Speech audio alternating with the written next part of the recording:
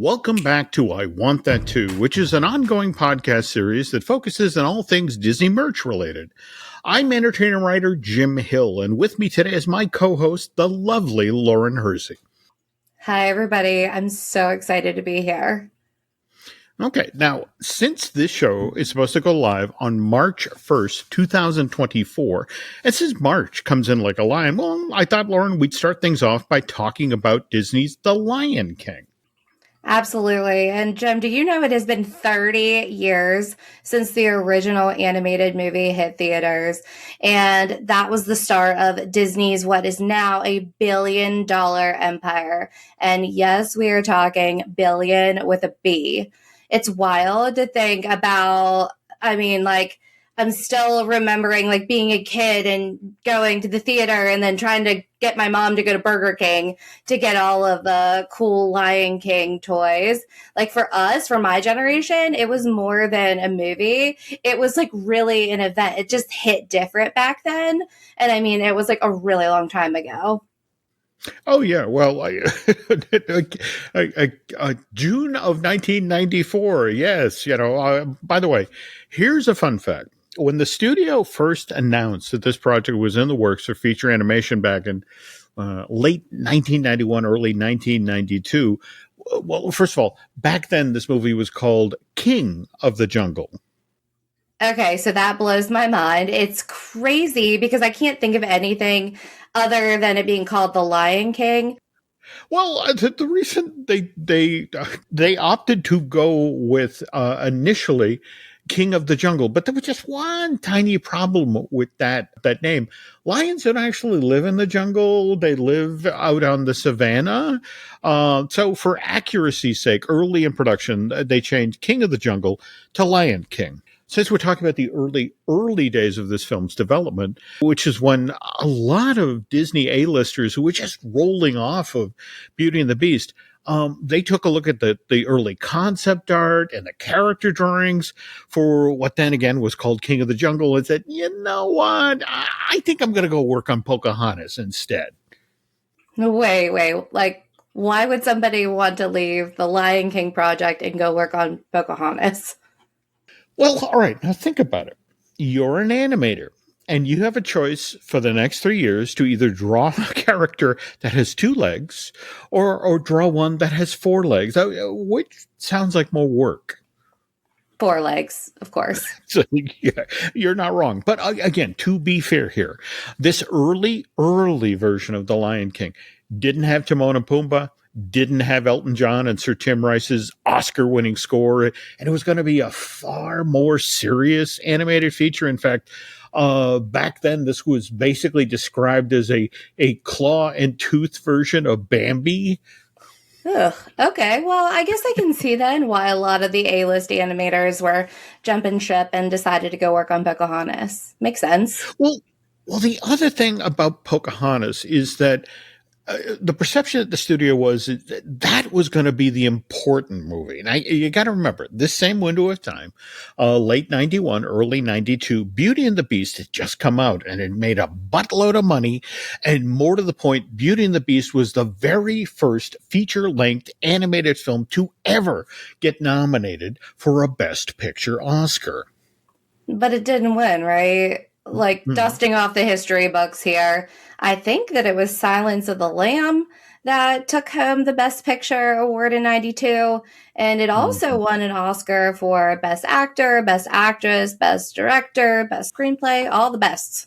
Oh, yeah, that's true. But here's the thing. The thinking at Disney was, well, Beauty and the Beast, while it did take home 2 Academy Awards, one for Best Song and one for Best Score, the thinking in-house was this animated feature had come close to taking home a Best Picture Oscar. So the powers that be at Disney at that time looked at Pocahontas with its beautiful, powerful title character who represented America's indigenous people. And it had this story about embracing nature and ecology. And again, the message of how hate and fear is wrong and how we all must learn to get along.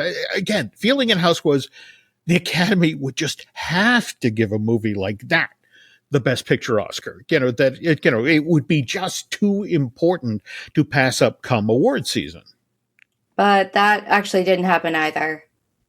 Yeah, and that's probably a story that Mr. Taylor and I should probably tell over at fine tuning. All right, anyway, back to The Lion King now, because of all Disney's, not all, a lot of Disney's A-listers, the animators went to work on Pocahontas. That then gave a lot of the studio's younger artists and animators the chance to step out of the shadows, show what they could do with the characters in the story of The Lion King. And that, for a time anyways, was Disney's top grossing feature-length animated film. Oh, yeah. It blew right past what Beauty and the Beast and Aladdin had earned at the box office. I want to say it sold more than 750 million worth of tickets worldwide, $750 million. Which is actually less than half of what the Broadway musical version of The Lion King has earned since the Tony Award-winning show first began running in New York way back in November 1997. And didn't I just read that this still running production is the highest grossing musical in all of Broadway history? Yep. To date, that show, which now has more than 10,300 performances under its belt, has earned $1.9 billion in ticket sales. And Going back to billion with a B, right? Billion with a B. All right. And more to the point, it's still touring. In fact, the national tour just opened at the Orpheum in Omaha, Nebraska, yesterday, February 29th. And will be running at that theater through March 24th. And later this year, we're going to see this franchise expand a bit with the opening of Mufasa, the Lion King. I just have to say like Mufasa like that. It just rolls out. Mufasa. Yeah, there we go. But what's interesting about this is a prequel to that CG version of The Lion King that Disney released to theaters back in July of 2019. And which, by the way, also did amazing business at the box office. That one sold 1.6 billion worth of tickets, billion with a B, worldwide. And with the title like Mufasa of the Lion King, well, I just have to assume the prequel is going to tell us the backstory of Simba's dad. Yeah, and supposedly how Scar got his name and the trademark Scar. So, all right, well, I'm here for it. When's it supposed to hit theaters? December 20th of this year, 2024. Okay. Considering, though, that the 30th anniversary of The Lion King and the upcoming Mufasa of The Lion King for the 2024 holiday season, I mean, it looks like we're about to see a comeback in Lion King merch. I'm excited about that. I just took a quick peek at the Disney store and they have everything from the original 1994 animation to the 1997 Broadway show to the 2019 CGI version. They got it all. So whatever your favorite Lion King flavor is, Disney, I mean, no shocker here, has you covered. And as far as the release date for Mufasa approaches, I bet we'll be seeing all types of new cool stuff. And the beauty of I Want That Too, I mean, that's like the beauty of the show, right, Mr. Hill? That it is. So, yeah, this is the place where we'll do the deep dive on all of your favorite merch. But again, but before we get to the news portion of today's show, we got to take a moment and acknowledge this show sponsor. I Want That Too is brought to you by TouringPlans.com. Touring Plans can help you save time and money the next time you're down in Orlando, visiting all of the theme parks that were built around the City Beautiful. So, before you book your very next flight to Central Florida, please check them out at touringplans.com. Of course, me personally, whenever I'm headed down to Orlando, I got to swing by the travel size aisle of our local Target and pick up a teeny tiny tube of sunscreen, which I always somehow manage to lose somewhere between my house and the hotel. Yeah, Jim, I don't know if you have any trips planned, but have you been to Target lately? Oh God, Nancy and I are at our local Target at least 2 and 3 times a week. I mean, we're on a first name basis with some of the team members there. Ugh, Target's my happy place too. I love it. So, is Mhm. your Target one of the ones that got its own like Disney store right within Target? No, sadly, no. And by the way, what Ms. Hersey is referring to here is a program that Disney and Target announced back in August of 2019. The idea was that two of America's favorite companies, the Mouse and Target, were going to team up. The original plan, as I understand it, was a pilot program of 25 Disney stores that were going to be built inside of a standard Target store. Mind you, these weren't going to be all that big, just like 750 square feet. And they then feature only 450 ish Disney related items. But of those 450 Disney related items, 100 of them would be Target exclusives. Yep, that was the plan. As first announced back again in August of 2019. And I want to say that the very first of these Disney stores inside of Target, they opened in early October of that same year, 2019. Okay, I remember that. So what happened after that? Well, for starters, the guy who was championing this idea was Bob Chapek. Yeah, we all know that guy. He was the CEO of the Walt Disney Company for what, like a hot minute, maybe like 2 years and some change. You're not wrong. And you also have to remember that Chapek's stint as the big cheese at Disney officially got started in February of 2020, which was just before the world pandemic got underway and then disrupted, well, not just the theme park world and the movie business, but retail as well. And for months and months and months. So, with COVID starting to shut everything down in March of 2020 and the Disney stores inside the Target program just getting started in October of 2019, those, 25 pilot stores, I'm just going to have to guess that like it probably didn't end so well. Yeah, this idea, as promising as it sounds, stumbled coming out of the gate and never really recovered. And by the time the retail world was on the mend, at least here in the States, Bob Chapek was out as Disney's CEO and Bob Iger was back in. And I'd have to imagine that with all the retail efforts champion now gone, the Disney store within a Target idea then stopped being one of Disney's top priorities. Yeah. But this is where things get interesting because if you now Google Disney Store at Target, you're then taken to a page on the official Target website where you can now find all sorts of Disney Store and Target exclusive items. I mean, things like clothing and accessories, stuffed animals and plush, dress up and costume. So, what you're saying is it's not dead yet. The Disney store in Target idea lives on, just not in the physical stores. Yeah, I mean, if you go online, it's still a living, breathing thing. In fact, if you go to the Disney Store at Target webpage right now, the thing that's being hyped right now at the top of the page is merch associated with Disney's most recent full-length animated feature, Wish. Which became available as a digital release back on January 23rd. That was like Prime Video, Apple TV, Vudu, but it actually won't be available as a physical purchase, like a Blu-ray in 4K Ultra HD or something like that, or as a DVD until almost 2 weeks from now, which would be like March 12th.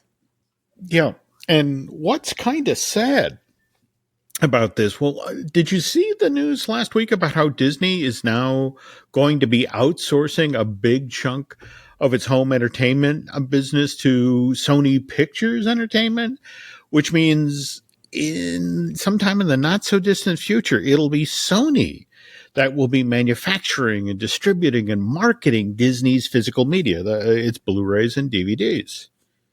Yeah, that's kind of wild. So that would make the Blu-ray of Disney's Wish a real collector's item, the end of the line, so to speak.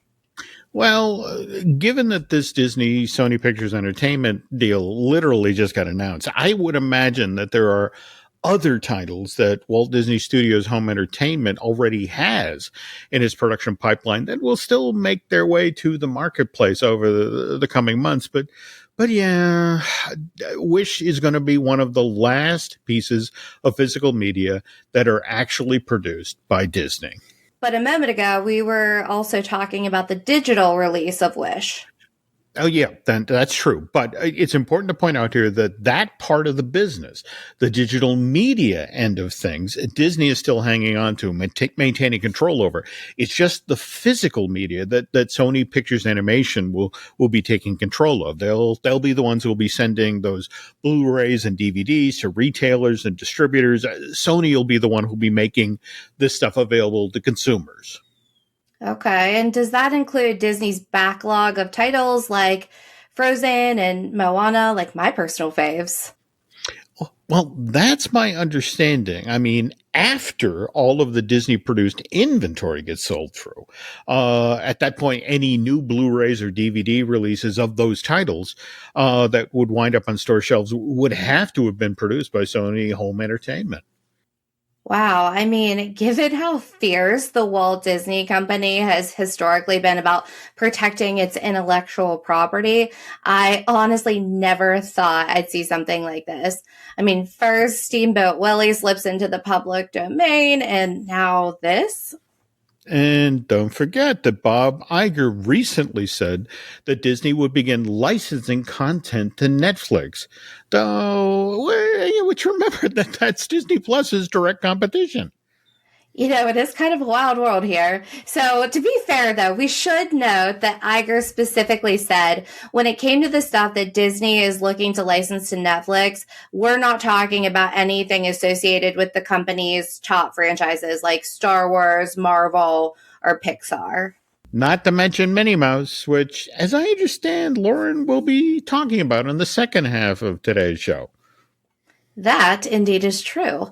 But before we get to this topic, here's a quick word from today's sponsor.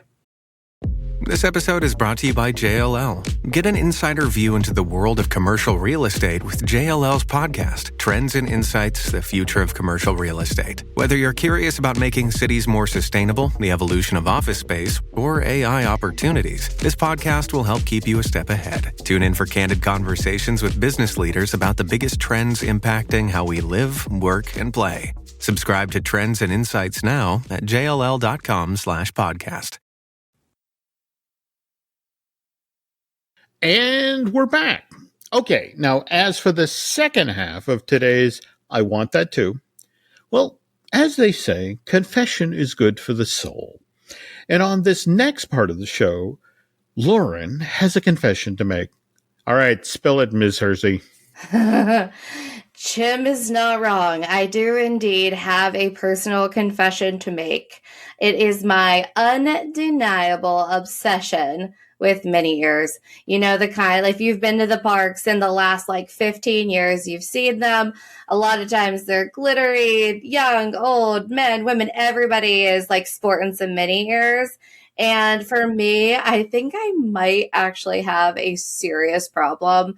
I just cannot help myself. Well, I mean, again, they are iconic. And by the way, I have seen part of Lauren's collection of these Minnie Mouse ears, and it's impressive to say the least. So let's start with what started this fascination. Okay, so we're going back in history again. And it was one of our first trips to Disney World as a family with kids. And it all started with a single pair. And they actually weren't even bought for me. I was buying them for my 5-year-old daughter at the time. And if you're wondering how I ended up with the Disney ear obsession and not her, I just have to speak to all of the parents for a second out there. Like when a kid loses interest of a toy or an article of clothing loses its purpose, it immediately gets put on the parents. And, it just happened to be me with some sparkly, like red and black Minnie Ears. And this was long before you saw all the cute influencers in the parks, like doing it. Like I was not cool by any means. Like I was just a tired mom trying to make it through the day. So, after that, like I actually was like, oh, these are pretty cute. And, for our next dozen trips or so, I was still in the era of getting our family like matching outfits. And Lainey and I started getting matching Minnie Ears. And when my little guy came along, he, got the cute little Mickey hat. We have this precious picture of him on Main Street, just like the back of his head. And we got the Mickey ears with his first haircut. So they're a pretty big part of our family. It's so special to me, Jim. I am wondering, have you or Nancy ever like rocked some Minnie Ears or Mickey ear hats in the park? Now, Nancy has, me not so much, but there was a very good reason for that. Hang on, let me demonstrate. I brought a visual aid. Okay, here we go. All right, so as you can see, I have this oversized casaba. So whenever I put on Mickey Mouse ears, it actually looks like I'm rocking a Mickey Mouse yarmulke. So I just think you look so great. If you're listening to this as a podcast, please go over to Jim Hill Media on YouTube to see the spectacle. It will be worth it. But anyways, if you have ever headed down to, Orlando for the holidays, like now you are good to go. Well, again, leaning into the yarmulke joke, mazel tov, or mazel tov. All right. Anyway, I'm taking these things off before a high wind comes up. Okay. Anyway, they're off. Okay. So.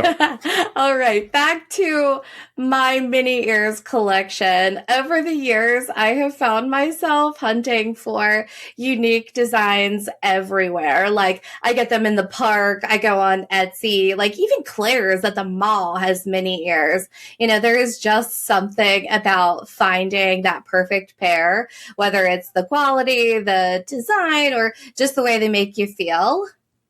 And it's not just about buying from the official stores, right? I've heard you mention homemade ones as well.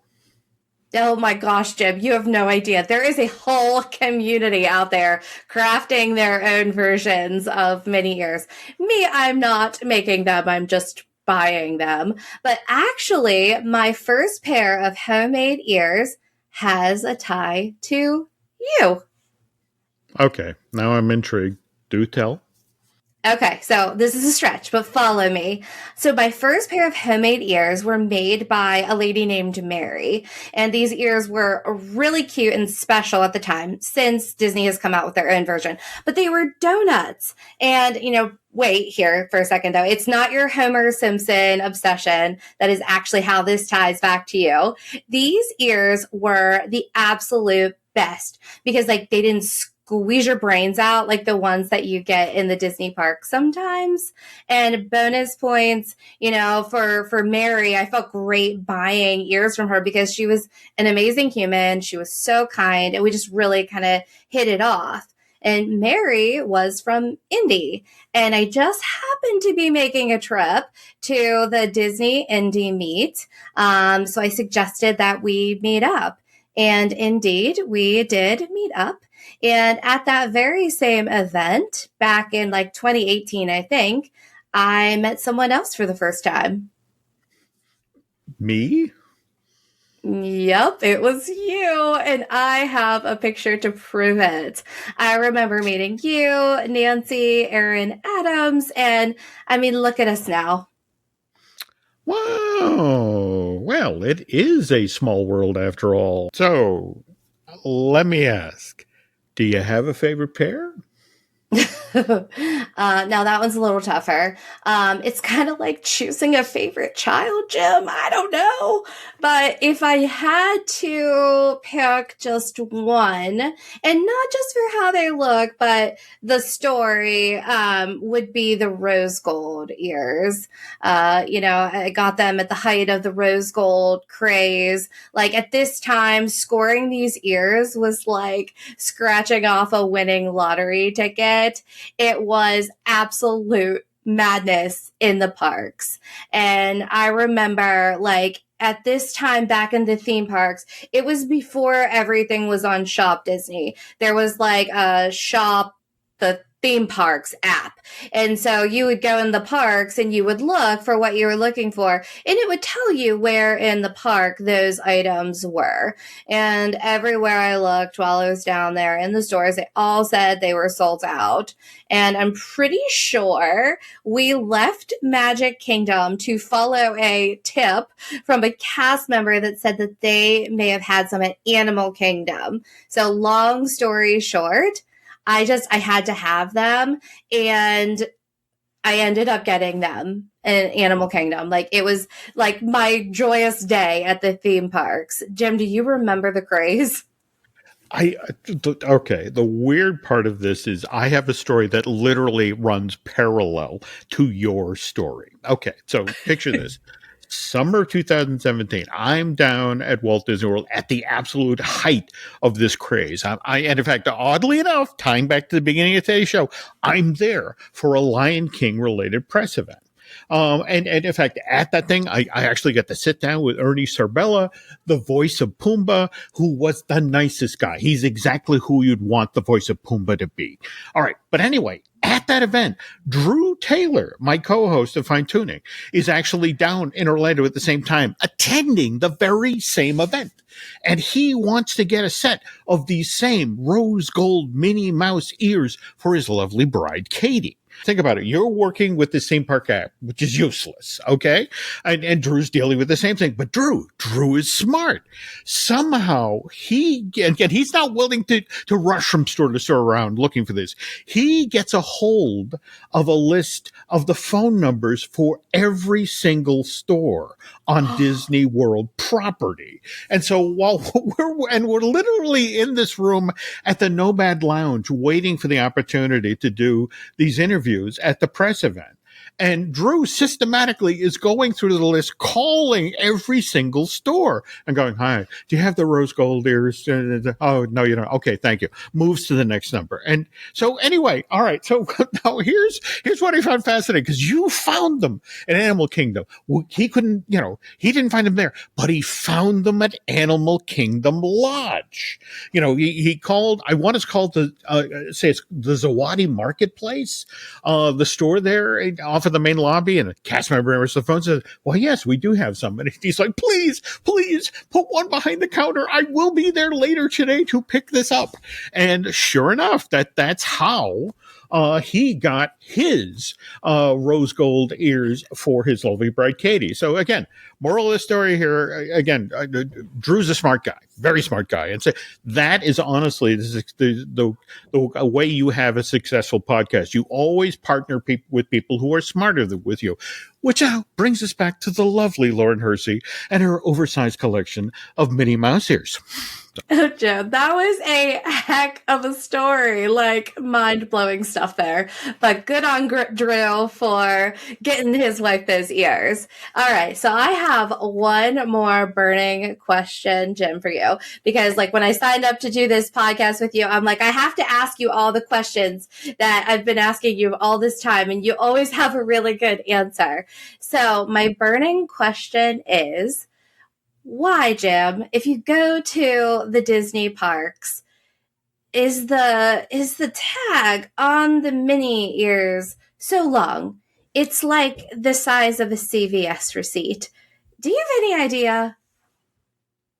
Well, now where this gets genuinely interesting is supposedly those crazy long retail merchandise tags. They actually do date back to the summer of 2017. Again, when the rose gold Minnie Mouse ears were huge.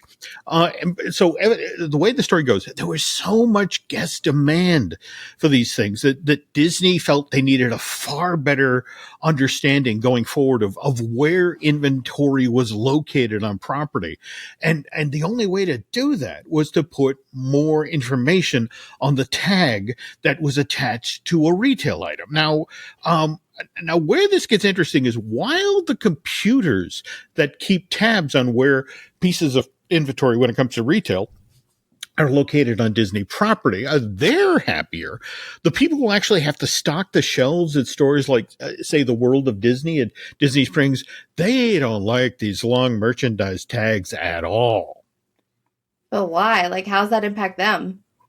Well, now think about it. All right. What they're saying is that these far longer tags are actually making it more difficult to stock the physical shelves. I mean, these items with the longer tags, they take up more room, which is why I've been hearing that Disney Consumer Products, again, that's Consumer Products, Experiences, and Parks, the full name of that unit, part of the company, they're actually taking this criticism they're getting from the rank and file to heart. And they're revisiting this longer retail tag idea. That in fact, what I hear is that they've been exploring the idea of taking that very same information and then putting it on a QR code that would be attached to the item. Well, that sounds like a really smart solution, especially since we're in 2024 for this long retail tag problem that has been plaguing me for years. But here's the problem. In order to bring the solution to the field, first, all of the scanners on Disney property have to be updated to accept this particular QR code. And then before you do that, you have to update the software that's used at the warehouses at Walt Disney World and Disneyland, where all of the merch is kept prior to going out into the parks. Okay, so this would be a multi-step process, probably in Disney's time, taking a few years before it actually goes into the parks and the guests would see it, right? Yeah, so, all right, exactly. So, long story short, we're stuck with long retail tags for at least another couple of years. Well, I guess we're going to just have to keep asking the cast members to cut off those long tags. I was actually just packing and getting ready for our trip, and I was pulling out all my ears, and not one of them had one of those long tags. They had all been cut off by the cast members. So thank you for your service, cast members listening. Cool. But I mean, it's kind of funny to think about like these modern theme park problems. I bet Walt and Roy were not sitting around in like the 60s talking about Minnie Ears. Now, it's funny you should say that. Do you have any idea when the ears first showed up in the theme parks? Well, Jim, I have to imagine that they have something to do with the original Mickey ears, and you can still see some of them floating around the park today, but I have no idea when they came to the parks. I'm assuming like when it opened. Well, all right. Now, the Minnie Ears, they came to the park about the mid-1980s, but Mickey Ears, actually, they go all the way back to the Mickey Mouse Club. Now, and you remember that, right? Oh, yeah. Of course. Like, that's Maya, Brittany, JT, Christina. Okay, hang on. No. I'm talking about Cubby, Darlene, Annette, Oh, well, you say tomato, I say tomato. Okay. All right. Well, back in the 1950s, when the original version of the Mickey Mouse Club TV show debuted, the adult host of the show was Jimmy Dodd. But Mr. Dodd was ably supported by the big musketeer himself, one Roy Williams. Now, Roy, he was a longtime employee of Disney Studios. Walt actually hired him back in the 1930s. Williams was a gag man who contributed many memorable bits to the shorts and the features that Disney produced back in the 1940s and the 1950s. But that's more of the behind-the-scenes role, right? So how did Roy Williams wind up in front of the camera on the Mickey Mouse TV show? Well, Okay, because Roy was a quick draw, and not in the gun sense, but that if you handed him a marker and a sketch pad, he could knock out an on-model drawing of your favorite Disney character in under a minute, which, to be honest, back in the 1950s, was a bit that really played well on television. So we were just talking about Mickey Ears, though. How does the big Musketeer factor into the fashion item? Okay, now remember what I said about Roy being a gag man who worked on Disney shirts back in the 30s and the 40s. Well, there was this gag that Williams remembered from an early Mickey Mouse shirt. I think this one was called The Carnival Kid, and I want to say it was released in 1929. Okay, so since Steamboat Willie came out in November of the previous year, which is Mhm. 1928, this would have been fairly early on in Mickey's career, right?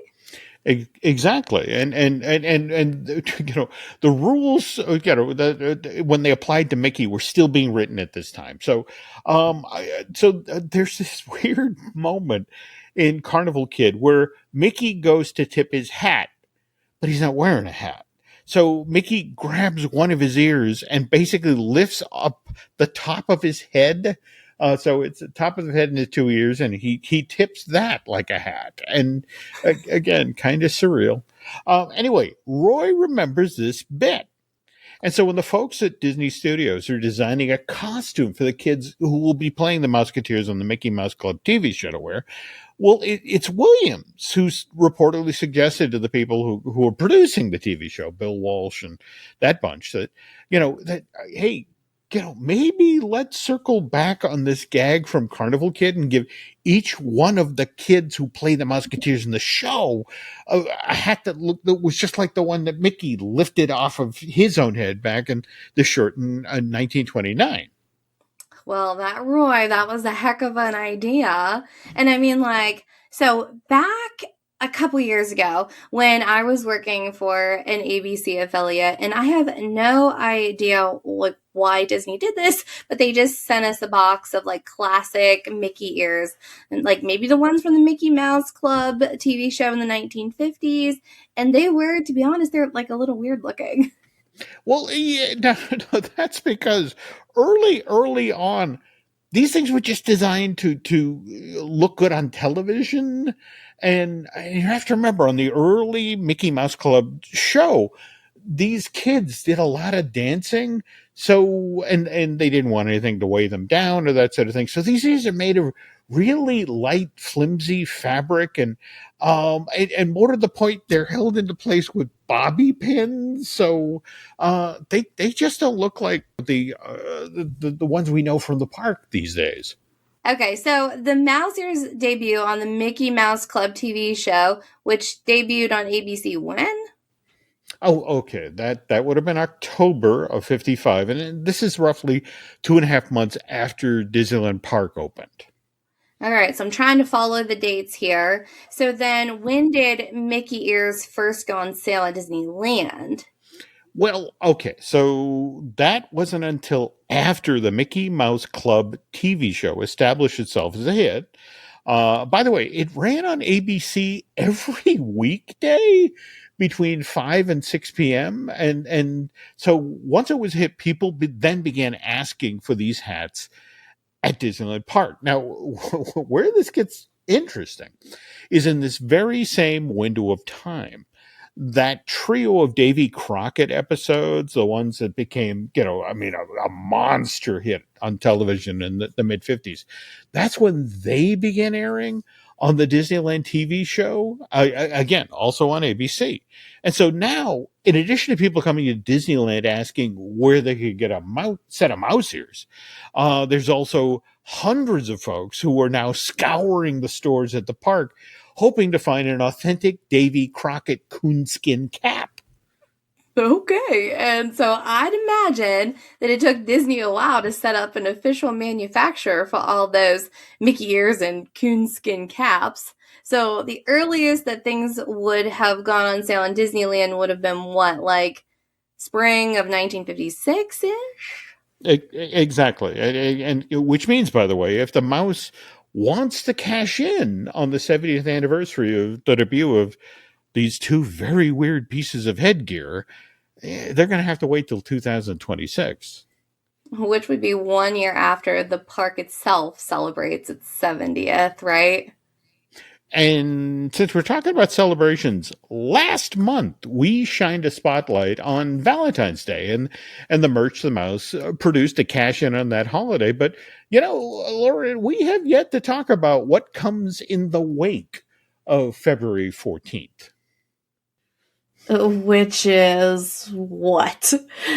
People going to the dentist because of all the Valentine's Day chocolate they, took to the face. No. We're not talking cavities. We're talking proposals. And if there are any, I want that viewers out there who are now planning a wedding on the heels of a Valentine's Day proposal. Well, did you see that new set of dresses that Disney Weddings just made available for purchase?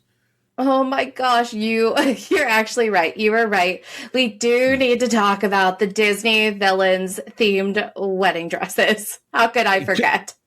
Okay, and you heard that right, folks. What Ms. Hersey just said, in the latest collection of dresses that Disney Weddings unveiled late last week, among the dozen or so dresses that are inspired by Disney princesses, there are 4 now that take their inspiration from Disney villains.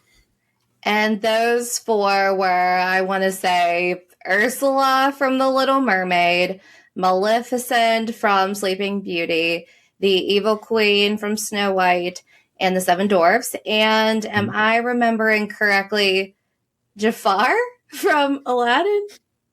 Hey, come on. Agrabah's royal vizier's got a lot of fans too. And by the way, speaking of Aladdin, we also forgot to mention that the Broadway musical version of Aladdin will be celebrating its 10th anniversary at the New Amsterdam Theater later this month, on March 20th to be exact.